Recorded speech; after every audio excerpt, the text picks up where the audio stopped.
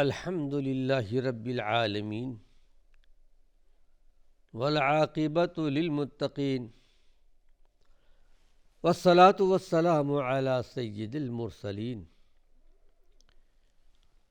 ناظرین کرام، السلام علیکم ورحمۃ اللہ وبرکاتہ۔ ایمانی صفات کا عنوان لے کر آپ کی خدمت میں حاضر ہوں۔ ایمانی صفات میں صبر اور شکر، اس کا ذکر خیر کیا جا رہا تھا۔ اسلام میں، دین میں اس کا کیا مقام ہے؟ میں یہ بیان کر رہا تھا کہ پروردگار عالم انبیاء علیہم السلام کو بھی آزماتا ہے اور آزمایا ہے۔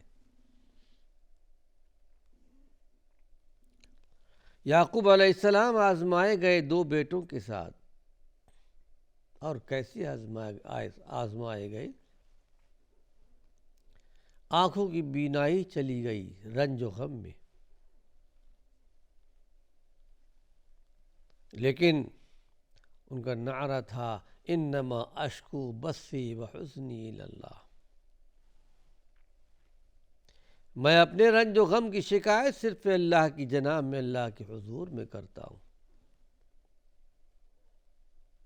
پھر یہ کہ مایوسی کا دامن نہیں پکڑا، اپنے بیٹوں کو حکم یا بنی یذهبوا فتحسسوا من یوسف واخیہ ولا تیأسوا من روح اللہ انہ لا ییأس من روح اللہ الا القوم الکافرون۔ بیٹو جاؤ، تلاش کرو یوسف کو، اس کے بھائی کو۔ اللہ کی رحمت سے نا امید نہیں ہونا۔ اللہ کی رحمت سے نا امید تو صرف کفار ہوتے ہیں۔ پھر ایک دور، ایک زمانہ ایسا بھی آیا کہ پروردگار عالم نے پورے فیملی کو، پورے گھر والوں کو ایک ساتھ ملا دیا، ماں باپ کو بھی، بھائیوں کو بھی۔ اللہ کی طرف سے آزمائش آئی تھی۔ کبھی پروردگار عالم آزماتا ہے بیماریوں سے بھی۔ قرآن حکیم کی آیت اٹھا کر کے دیکھیے، وَلَنَبْلُوَنَّكُمْ بِشَيْءٍ مِّنَ الْخَوْفِ۔ عربی زبان جاننے والے جانتے ہیں کہ یہ نون تاکید، لام اور نون تاکید، یہ تاکید کے لیے آتا ہے۔ یقیناً بالضرور ہم تمہیں آزمائیں گے، ایسا نہیں کہ صرف آزمائیں گے، یقیناً ہمارا قانون، ہماری سنت یہی ہے، خوف سے آزمائیں گے، خوف طاری کریں گے۔ جیسا کہ غزوہ احزاب کے موقع پر خوف طاری ہوا تھا، اہل ایمان پر، انصار و مہاجرین پر، لیکن اللہ کی طرف سے مدد آئی۔ بِشَيْءٍ مِّنَ الْخَوْفِ وَالْجُوعِ، اور ہم تمہیں بھوک سے آزمائیں گے، غلے کی کمی سے آزمائیں گے، قحط سالی سے آزمائیں گے، وَنَقْصٍ مِّنَ الْأَمْوَالِ وَالْأَنفُسِ وَالثَّمَرَاتِ، پھلوں کی کمی سے آزمائیں گے، جانوں سے آزمائیں گے۔ دین کی راہ میں جانیں بھی دینی پڑے گی، جان کی قربانی بھی دینی پڑے گی، لیکن اللہ کی طرف سے بشارت بھی ہے۔ ایسی آزمائش میں اگر صبر کا دامن نہیں چھوڑا، اللہ نے اپنے پیغمبر کو حکم دیا وَبَشِّرِ الصَّابِرِينَ، آپ صبر کرنے والوں کو بشارت سنا دیجیے۔ جو ان تمام چیزوں کے بارے میں صبر کر لیں گے۔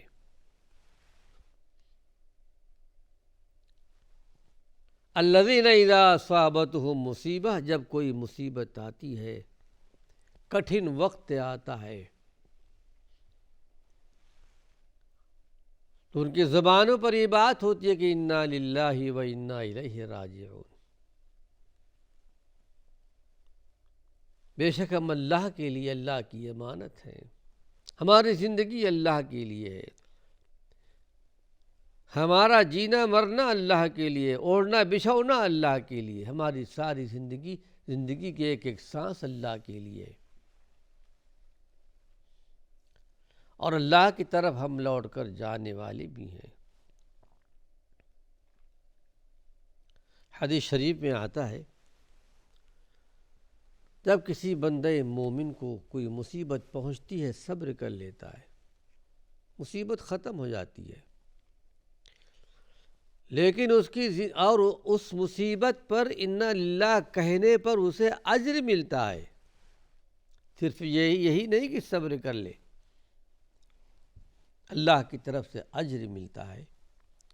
پھر آپ نے ارشاد فرمایا اس کی زندگی میں کبھی بھی پھر وہ مصیبت یاد آتی ہے، فلاں زمانے میں، فلاں دور میں، فلاں وقت میں مجھ پر یہ مصیبت آئی تھی، یہ پریشانی آئی تھی، مالی ہو، جانی ہو، کسی بھی قسم کی ہو،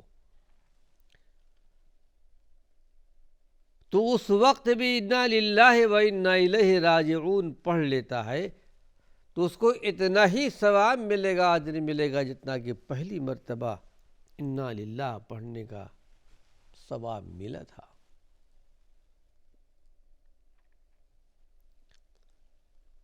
حدیث شریف میں آتا ہے کہ ایک مرتبہ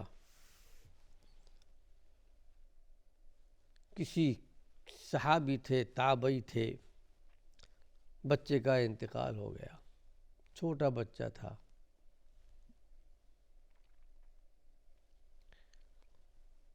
تدفین کے بعد انہوں نے اپنے بھائی سے کہا، ایک حدیث سنائی کہ اللہ کے رسول صلی اللہ علیہ وسلم نے ارشاد فرمایا جب کسی کے بچے کا انتقال ہوتا ہے صبر کر لیتا ہے، انا للہ و انا الیہ راجعون پڑھ لیتا ہے، اللہ رب العالمین پوچھتا ہے ملک الموت سے، میرے بندے کے جگر کے ٹکڑے کو تم نے لے لیا ہے، بتاؤ میرے بندے نے کیا کہا؟ فرشتے جواب دیتے ہیں، پروردگار عالم اس نے تیری تعریف بیان کی، الحمدللہ کہا ہے. بندے مومن کی شان تو یہی ہے کہ ہر حال میں اللہ کی تعریف بیان کرتا ہے. اللہ تیرا فیصلہ ہے. اللہ رب العالمین فرشتوں کو حکم دیتا ہے، فرشتوں میرے اس بندے کے لیے جنت میں ایک گھر بناؤ، اس کا نام رکھو بیت الحمد. کتنا بڑا اجر ہے، کتنا بڑا ثواب ہے.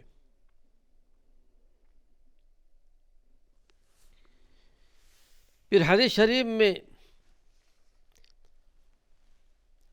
بہت سارے واقعات ہمیں ملتے ہیں صبر کے تعلق سے، اور اللہ رب العالمین نے صبر کی تلقین بھی کی ہے.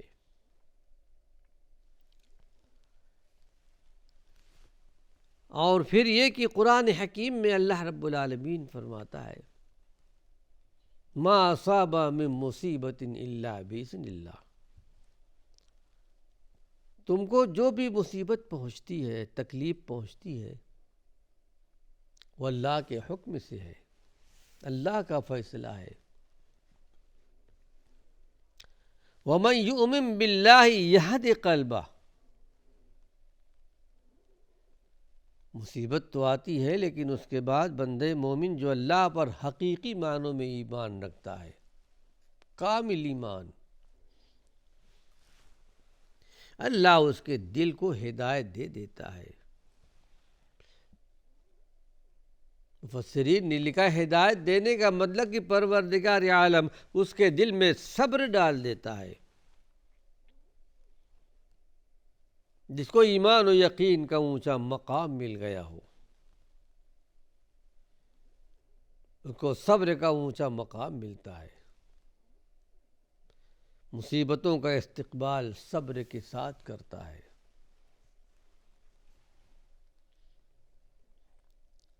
مومن کا کام یہ ہے کہ اللہ کے ہر فیصلے پر راضی رہتا ہے۔ سورہ حدید میں کہا گیا ما اصاب من مصیبت الا ما اصاب من مصیبت فی الارض ولا فی انفسکم،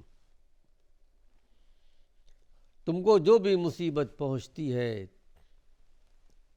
زمین کی طرف سے، زلزلہ آ گیا ہو، قحط سالی آ گئی ہو،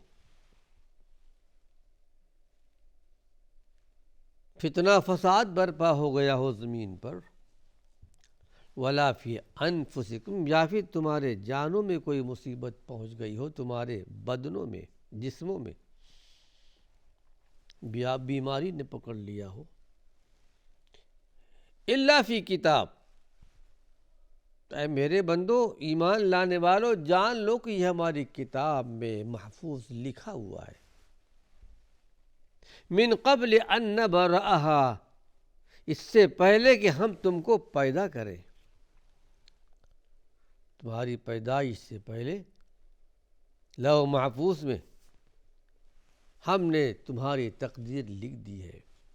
جیسا کہ حدیث شریف میں آتا ہے کہ آسمان و زمین کے پیدائش سے 50,000 سال پہلے اللہ نے انسانوں کی قسمت کو، نصیب کو، تقدیر کو لکھ دیا ہے، اور بندے مومن اللہ کے تقدیری حکم پر یقین رکھتا ہے، صبر سے کام لیتا ہے۔ ہر چیز کو ہم نے پہلے ہی لکھ رکھا ہے، لیکن آگے بہت اہم بات بیان کی گئی، ان ذالک علی اللہ یسیر، اللہ پر بہت آسان سی بات ہے، لکی لا تأسوا علی ما فاتکم، یہ یاد رکھنے کے قابل ہے تاکہ جو چیز تم کو نہیں ملی اس پر افسوس نہیں کرنا،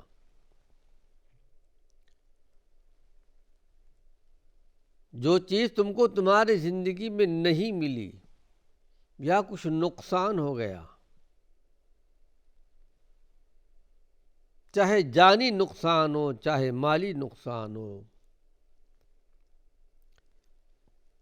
تو اس پر افسوس نہیں کرنا، بلکہ یقین رکھنا، ایمان رکھنا، یہ تو میرے رب کا فیصلہ ہے۔ اور جب بندے مومن اللہ کے فیصلے پر راضی ہو جائے گا تو اپنے دل کو مطمئن پائے گا، جزا فضا نہیں کرے گا، روئے گا نہیں، چلائے گا نہیں، شکایات بھی نہیں کرے گا۔ اے میرے بندوں، کوئی تکلیف پہنچے تو یہ میرا فیصلہ ہے، افسوس نہیں کرنا کہ ایسا کیوں ہو گیا۔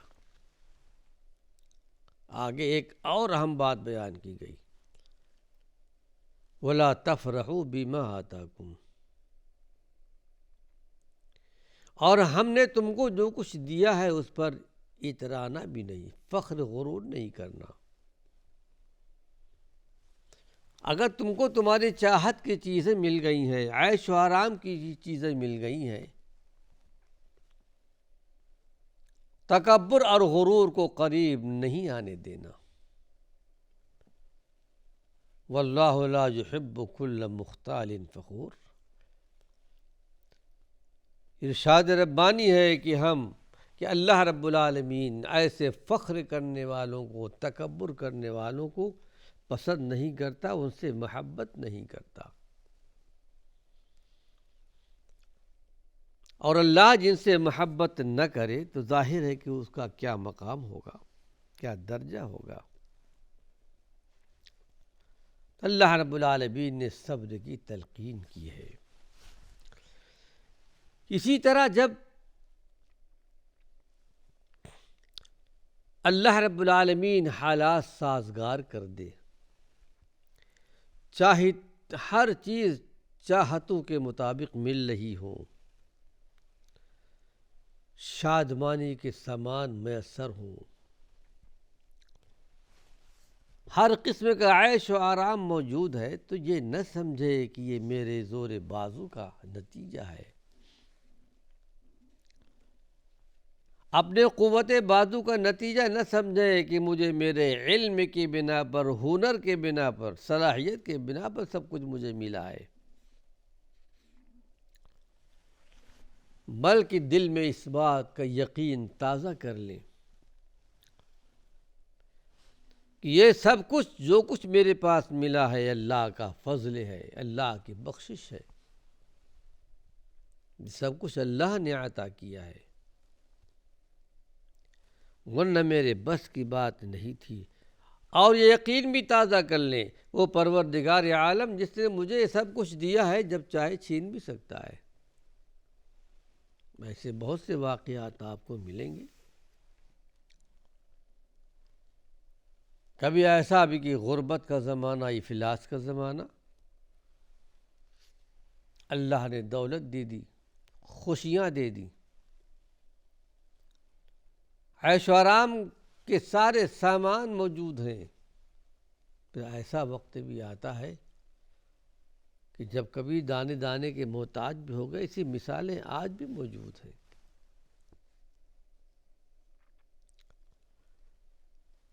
تو اللہ رب العالمین فرماتا ہے، یعنی اللہ رب العالمین کا یہ کہ اس کو اپنے قوت بازو کا عطیہ مت سمجھو، بلکہ اللہ رب العالمین کی طرف سے عطیہ ہے، تحفہ ہے، یہ اللہ نے سب کچھ دیا ہے۔ ناظرین کرام، وقت ختم ہو چکا ہے۔ اللہ نے چاہا اسی عنوان سے کچھ اور مفید باتیں اپنے آئندہ درس میں پیش کروں گا۔ بڑا اہم عنوان ہے، اس کو غور سے سنیے۔ وآخر دعوانا ان الحمد للہ رب العالمین۔